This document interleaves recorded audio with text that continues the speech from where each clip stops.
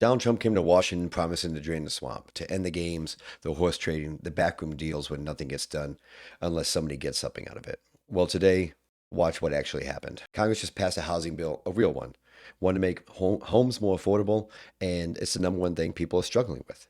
It passed with huge majorities from both parties. Republicans were standing at a podium this morning bragging about it. It's a huge win. And then minutes before the signing, the president killed it. Not because he hates the bill, he says it's of minor importance. He killed it to use as hostage. He won't sign the thing that helps you with your rent until Congress passes a completely unrelated bill about elections. This is commonplace in modern day politics. If you don't help me, I don't help you. Quid pro quo is exactly what it is. That's the swamp. That's the kind of politics people across the country say they're sick of. Today, let's actually break it down the housing bill, how both parties agree on it, and even how some of the Republicans don't want to touch the bill he's holding it hostage for. Real quick before we get into it, if we haven't met, I'm Jared. I'm a Paralympian gold medalist. I'm a history nerd. I just moved back to the States after spending 10 years abroad. I've traveled to 25 countries, and this is what I have seen along the way. Like and subscribe. We genuinely help this brand new channel. We're trying to build something. We're trying to build a non BS news where we can talk about both sides and see if we can come to a common ground. Okay, the housing bill. It's called the 21st Century Road to Housing Act. And honestly, it's a rare piece of legislation that does something most of us actually want. The whole point is to bring housing costs down in two main ways. One is to make it easier to build more homes, cutting through some of the red tape, streamlining the environmental reviews in the slow construction process. Uh, the other is for low prices. This is very basic stuff. Here's the part I find interesting. It restricts big institutional investors, Wall Street firms, for example, from buying single family homes. We're seeing this happen all over the country, and it's happening at a higher and higher rate. For example, right now in Jacksonville, Florida, 20% of the single family homes are rented. And it makes sense. Different places that you go for vacations, the bigger the companies could then buy the homes. They can outprice you, then I can outprice a regular family, and then they could also rent it back to that same family when they go on vacations. This isn't some radical thing. It's a meat and potatoes. Lower your rent, help families buy. And that's why this vote tells you everything. The Senate passed it. Let's take a look. 85 to 5. The House 358 to 32.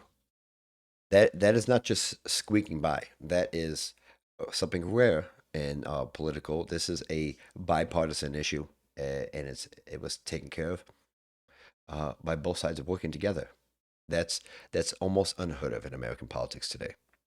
Republicans were planning to run on this fall because everybody knows the cost of living keeps going up, and that is an issue that voters vote on. If you can't afford to feed your family, to have a home, this is the issues that people think about, they talk about, and they vote on. And housing is a major issue. Think of the cost of houses and inflation and how much things have gone up just within the last 50 years. But think about the last 10 years. Trying to buy a home in the US right now, very difficult. What makes this issue so unique is that it falls outside of the margins for a veto proof. If it goes back, let's say after 10 days, it goes back to Congress and they're all going to vote out again, this has the potential to override the veto of the president. That's how bipartisan this bill was. But as we're seeing in the states, as we're seeing it president after president, if I'm not willing to do this, then they're not willing to do this. This doesn't work. If my bill here can be signed and with overwhelming support and to help the American people, but it cannot be signed and passed through if you're not willing to play ball this way. It doesn't work that way. If this is an issue that needs to be fixed, then we need to fix it. Too many times in America right now, it's about politics. It's about the government. It's about sides. It's tribal. And this is not working. If one president puts this idea out there and it's overwhelming support, and another president puts the same idea out there and there's no support from either side, then we're not actually looking into what's best for the American people or the bill itself. We're just playing teams. And with this, nothing can get done. Everything is a standstill. By Donald Trump not signing this, essentially he's holding the Americans hostage, the American housing market hostage is what I should say. If you're not willing to play ball on the SAVE Act, then they're not willing to play ball on the Housing Act. And that only hurts the American public, right? Do you think that these people in Congress, with the amount of money that they make, and somehow side money, and the average wealthier person are worried about prices of homes or not having two or three homes? This is not something that they vote on. This is they probably would vote the other way. In fact, actually, and this is something that the American public needs to pay attention to. So let's talk about the Save Act.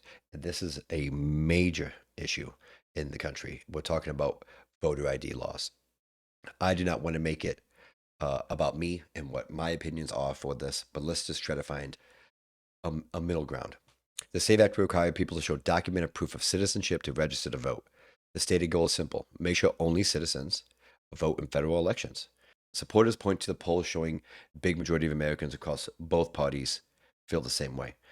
Voter ID, it's a real thing. It's a conversation. It's definitely a debate. So let's talk about why it's stuck, even in the Republican Senate. There's a couple reasons, and then I don't think they're the ones you might suspect. First, here's the practical one. This is the part that should make everyone pause. The kind of proof it requires is a passport or a birth certificate in person. And right now, about half of the American population has a passport. We're not a country that travels to the rest of the world frequently. We have a large country. We have all the environments you want. You have everything that you'd want to see, except unless you are specifically going to the other countries to see that thing. But we have a lot of amazing stuff just on natural beauty alone. The cities that we have. Not a lot of people see it as there's a reason to get a passport. And let's call a spade a spade. Passports are expensive. Tens of millions of people also do not have access to their birth certificate. Could they get it? Absolutely. We live in a time with technology. We know where to get it. We know how to Google to go get it. But it's about the price.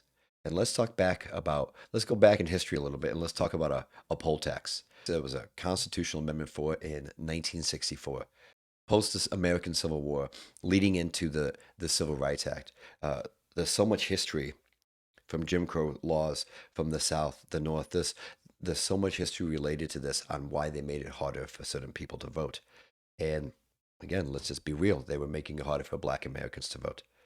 And this is something that we're looking at that could be potentially happening today if this SAVE Act were to pass. I'm not saying that it is only going to affect Black Americans or it's only going to affect women, but it will affect lower income people that are associated with these groups. It will also make it more difficult for married women. They have to show the proof of their birth certificate and their marriage certificate to be able to vote. Now, I'm the kind of person that when I traveled to these countries, I had to follow the laws that were in place for just getting to my visa for Switzerland, just getting my work visas for these countries. There's a system that has to be in place. But to make it more difficult is not the way. We can find ideas that work together. If one side is worried about illegal immigrants voting and one side is worried about disenfranchising people, I believe there's again a middle ground, and we just have to talk about it and work together. That's what the government should be doing. They should be working together for this. As they're trying to get this passed, Trump had a quote: "If the SAVE Act gets passed, Republicans will never lose a race again." The second reason that stuck with me is some Republicans aren't comfortable with it. Senator Lisa Murkowski of Alaska, a Republican, voted against moving forward on it. She said the voter ID push is not how we build trust. She also pointed out that her party spent years opposing federal control of elections, and this bill federalizes them. That is principal conservative objection from a conservative. I think that the voter ID laws and what we have a good voting system. Doesn't need tweaks, as if any country, as it moves forward, needs tweaks. Yes. Can we come to a middle ground to see what's best for people voting? With all this, most elections would be won by the people that don't vote. If you just took them into consideration, some people vote this way, others vote this way. This third party right here of non voters would win all the elections. That's a problem. If we understood how much history is related to voting, how many people died and fought for the right to vote for the common person, we can't be going back the other way. And it feels to me that the SAVE Act would be going the other way. The president is taking a popular, bipartisan, veto proof potentially bill that would lower people's housing costs, the things voters say they truly need. It would make the opportunity to live what we call the American dream more attainable to the common person. And it's being held hostage for a bill that could take away rights of voters. And maybe rights isn't the right term, but it could take away opportunities for voters. If people don't have the money or don't feel like going through the hassle, then they just simply won't vote.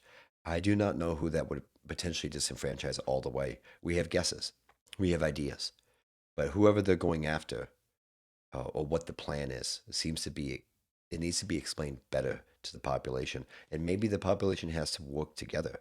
It can't just be we put these people in power because, okay, they're on my team. I'm going to put them in power. They have to do something. I'm sick of watching the US and all the people in control not do anything. It's time for this to end. Just because I vote one way or the other doesn't mean that I should automatically get people's trust and their vote. If I'm in a Republican area or a Democratic area, like, well, there's a D next to his name and an R next to his name, I'm going to vote for him. No. And once you get there, there's an obligation to do your best for the people that depend on you, for the people that put you in that place. From whom much is given, much will be expected. The real debate worth having is not if tell you that voter ID is a good or bad idea. It's a good idea. Reasonable people will land on different areas of this, but you have to be legal in this country, and you have to have an ID to vote. You have to have an ID to do anything. So I don't think it's unreasonable to ask for it to be voting, but to make it more difficult, we already have to deal with. I right now currently live in Chicago. You have hours of lines for people waiting to vote. What are some of the ideas that you guys would have out there to make voting easier? And I don't want to hear the ideas that everybody comes here gets a vote. I don't want to hear the ideas that you shouldn't have any voter ID. Those are non-starters. Where can we go to make it fair and equitable for everybody without putting a massive poll tax to get the right to vote, to have a chance to go in there? It's no more quid pro quo. And what can you do for me if I can do it for you? It's not helping anybody, and it's just seeing the Americans' distrust of the system, the government, and their country. Once you lose the trust of the people, the stages after that, I don't think that the general population quite understand. And historically, I would encourage you to look how revolutions begin and where the anger comes from, and ultimately where that leads to. So pay attention. Remember this one, because they're betting that you won't. I'm Jared. This is The View from Here. See you in the next one.